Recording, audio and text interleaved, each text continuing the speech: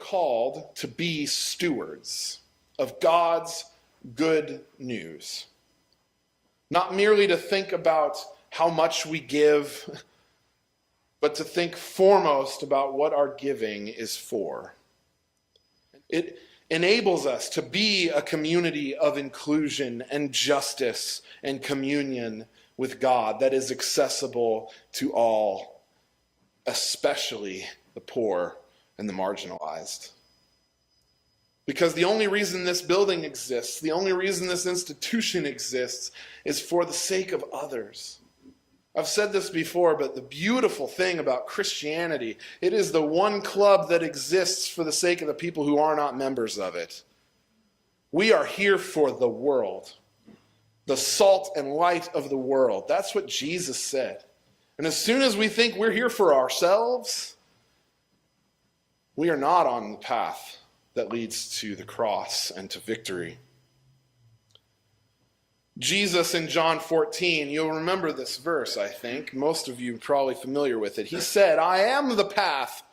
That's actually, he says, we usually translate it as way, but it is path. It's the same word. He says, I am the path. I am the truth and the life, and no one comes to the Father except through me. It was just before this that Jesus was telling his disciples not to be troubled, because he was telling them that he was going to the cross.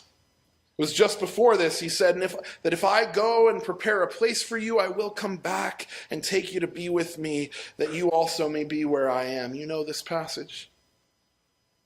You know the way to the place where I am going. And Thomas said to him, Lord, we don't know where you are going, so how can we know the way? And it's then that Jesus says, I am the way, the truth, and the life. The path is Jesus. That is our path. And the way that that path is leading is not first to victory, but to the cross of Christ, to Golgotha,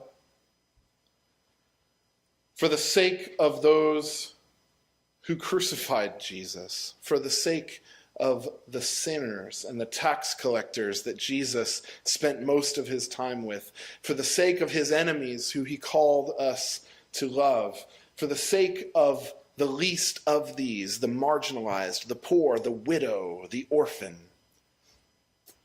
Jesus went to the cross as the ultimate act of self-giving love. And that is the path that we are called to walk. So let us now, like the temple was intended to be, become a place not of exploitation, not of greed, but of generosity.